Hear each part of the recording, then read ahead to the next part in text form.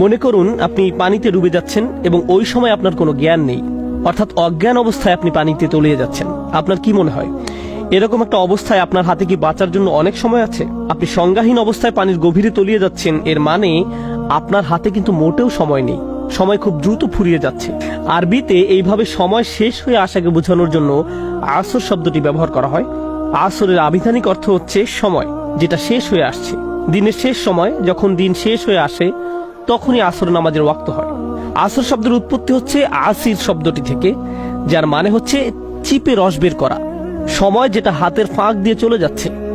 আমরা ভেজা কাপড় শুকাতে দেওয়ার আগে 2 হাত দিয়ে মুচড়িয়ে যেভাবে পানি বের করি, আসর শব্দটি এ ধরনের অর্থ বোঝাতেই ব্যবহার করা হয়। তার মানে এখানে আল্লাহ এমন একটা মুহূর্তের কথা বর্ণনা করেছেন যখন আপনি সংজ্ঞাহীন অবস্থায় পানিতে ডুবে যাচ্ছেন এবং আপনার সময় শেষ হয়ে আসছে। এমন অবস্থায় বেঁচে থাকতে হলে আপনাকে সর্বপ্রথম কোন কাজটা করতে হবে? বেঁচে থাকার আশা করতে হলে কোন জিনিসটা আপনার একেবারে শুরুতে দরকার? কি মনে হয়? জ্ঞান ফিরে আসা? অবশ্যই এটাই এখন আপনার সবার আগে দরকার।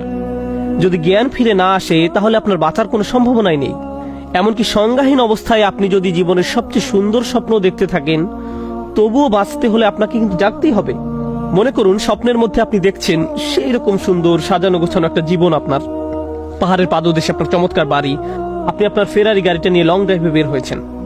রাস্তার এক পাশে সবুজে ঢাকা পাহাড়, অন্য পাশে সুনীল সমুদ্র। কিন্তু যেই আপনার জ্ঞান ফিরে আসলো, আপনি বুঝতে পারলেন যে আপনি আসলে ডুবে যাচ্ছেন, পানির অতলে হারিয়ে যাচ্ছেন। এমত অবস্থায় জেগে ওঠার পরে আপনার কিন্তু এমন মনে হবে না যে ইস কি বাজে অবস্থা, পানিতে ডুবে যাচ্ছি, এর চেয়ে তো আবার ঘুমিয়ে পড়াই ভালো, কি সুন্দর স্বপ্ন দেখছিলাম।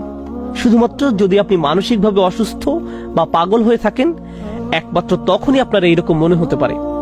অথবা কার যদি বাস্তবতাকে মেনে নেওয়ার মতো সাহস না থাকে, সে এইরকম করতে পারে। কারণ তাদের কাছে বাস্তবতা এতই কঠিন মনে হয় যে তারা জেগে ওঠার পরও আবার ঘুমিয়ে যাওয়াকে ভালো মনে করে। এই ধরনের লোক যারা ডুবে যাওয়ার সময় হুঁশ ফিরে আসার পরেও পরিস্থিতি খারাপ দেখে জোর করে ঘুমিয়ে থাকে, তারা কি তাদের খারাপ পরিণতির জন্য অন্য কাউকে দায়ী করতে পারবে? পারবে না। শুধুমাত্র নিজেই নিজেকে এর জন্য দায়ী করা ছাড়া আর কিছুই তারা করতে পারবে না। যাই হোক, স্বাভাবিকভাবে ধরে নেই যে হুঁশ ফিরে আসার পর সে যখন দেখলো যে অবস্থা খুব খারাপ, সে ডুবে যাচ্ছে, তখন সে আর ঘুমালো না। কিন্তু এরপরে সে কি করবে? এমন একটা অবস্থায় আপনি কি করতেন? হাত পা সবকিছু নাড়িয়ে চেষ্টা করতেন না পানির উপরে উঠতে? যদি সাঁতার নাও জানেন তারপরও তো চেষ্টা করতেন, কি করতেন না? আর এই চেষ্টা করতে করতে যখন আপনি বুঝতে পারবেন যে এলোপাথারি হাত পা না ছুঁড়ে একটা নির্দিষ্ট স্টাইলে হাত পা নাড়লে আপনি উপরের দিকে যাচ্ছেন, তখন আপনি ঠিক ওইভাবে হাত পা নেড়ে উপরের দিকে যাওয়ার চেষ্টা করতে থাকবেন। তার মানে বাঁচার জন্য সর্বপ্রথম আপনাকে বেহুশ অবস্থা থেকে জেগে উঠতে হবে, এরপরে সাঁতার কেটে উপরের দিকে যেতে হবে, অথবা অন্য কোনো উপায় হলেও উপরের দিকে যাওয়ার চেষ্টা করতে হবে।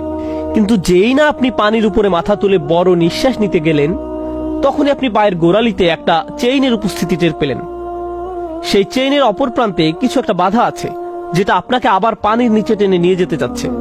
অপর প্রান্তে সেই জিনিসটা আর কিছুই না, সেটা আপনার ভাই, যে এখনো ঘুমিয়ে আছে পানির নিচে।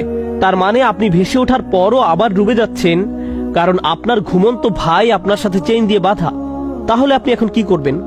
অবশ্যই আপনাকে এখন আপনার সেই ভাইকে ঘুম থেকে উঠাতে হবে, তাই না? হয়তো আপনি আপনার সেই ভাইকে অনেক ভালোবাসেন অথবা বাসেন না, কিন্তু মূল ব্যাপারটা হচ্ছে এই মুহূর্তে আপনি আপনার সেই ভালোবাসা থেকে কিন্তু তাকে ডেকে তুলছেন না, আপনি নিজের গরজেই তাকে ডাকছেন। কারণ এই পরিস্থিতিতে আপনি যদি তাকে ডেকে না তুলেন তাহলে আপনি নিজেও কিন্তু বাঁচবেন না। তো আপনি তাকে ডেকে তুললেন। জেগে ওঠার পরে আপনার ভাই বলল, আরে আমি কি সুন্দর ফেরারি গাড়ি নিয়ে লং ড্রাইভে যাওয়ার স্বপ্ন দেখছিলাম, আর তুই খামোখায় আমাকে ডেকে তুললি, আমি আবার ঘুমাতে যাচ্ছি। অর্থাৎ সে আপনাকে বেমালুম উপেক্ষা করলো। তখন কি আপনি বলবেন যে ঠিক আছে, আমার কি আসে যায়, তোর যা ভালো লাগে সেটাই কর? আপনি কিন্তু মোটেই এরকম করবেন না। সে যদি আবার ঘুমিয়ে যায়, আপনি তাকে ধাক্কা দিতে দিতে বলবেন, আরে ওঠ ওঠ, তাড়াতাড়ি তাড়াতাড়ি কর, আমাদের বাঁচতে হলে পানির উপরে উঠতে হবে। এভাবে থাকলে চলবে না। এইভাবে যতক্ষণ পর্যন্ত না সে ঘুম থেকে উঠে বলবে আচ্ছা ঠিক আছে বল কি করতে হবে, ততক্ষণ পর্যন্ত আপনি চেষ্টা করবেন তাকে ঘুম থেকে তোলার। তারপর আপনারা দুইজনে একসাথে সাঁতার কেটে পানির উপরে ভেসে উঠলেন। কিন্তু ওঠার পরে বুঝতে পারলেন যে এইবার অন্য আরেকজন আপনাদের দুইজনকে আবার পানির নিচে টানছে। সেটা হতে পারে আপনার বাবা মা, দাদা নানা, বোন বা ছেলে মেয়ে কিংবা প্রতিবেশী। আর এভাবে এই সমস্ত প্রক্রিয়াটা বারবার চলতে থাকবে। তার মানে বাঁচার জন্য একজন মানুষকে 4টি ধাপ পার হতে হবে।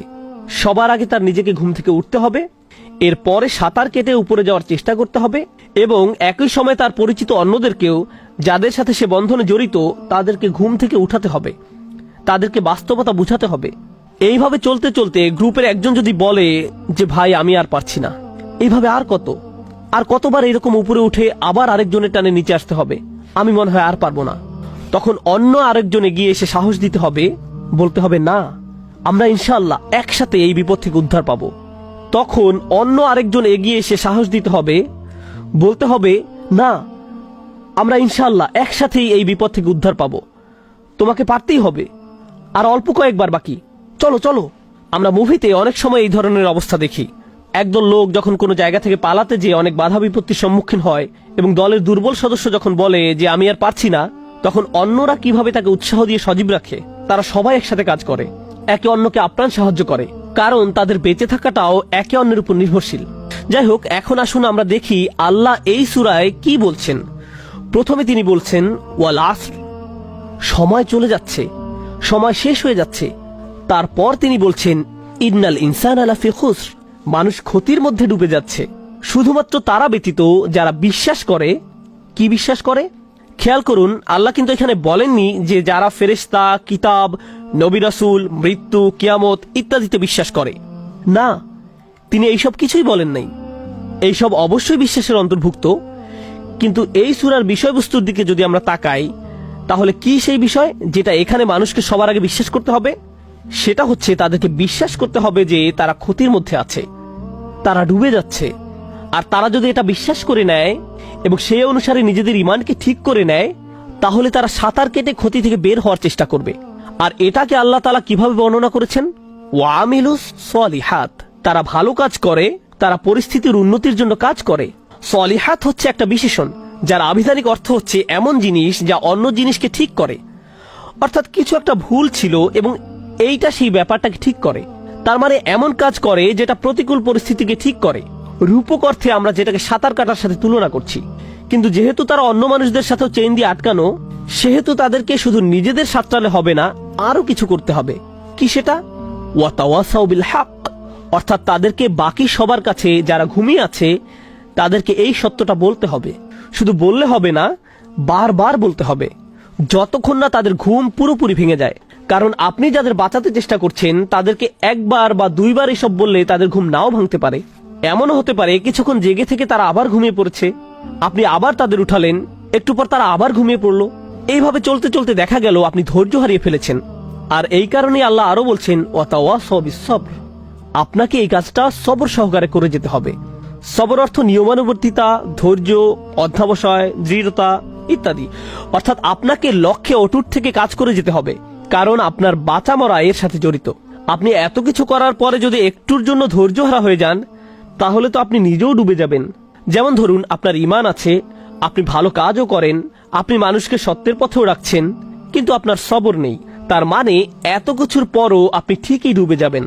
অর্থাৎ ক্ষতির হাত থেকে বেঁচে থাকতে হলে আপনাকে 4টি শর্তের সবগুলোই পূরণ করতে হবে। প্রতিটি শর্তই সমানভাবে গুরুত্বপূর্ণ এবং একটির সাথে অন্যটি ক্রমানুসারে সংযুক্ত, যেটা এই সূরাতে অত্যন্ত সুন্দরভাবে ফুটিয়ে তোলা হয়েছে।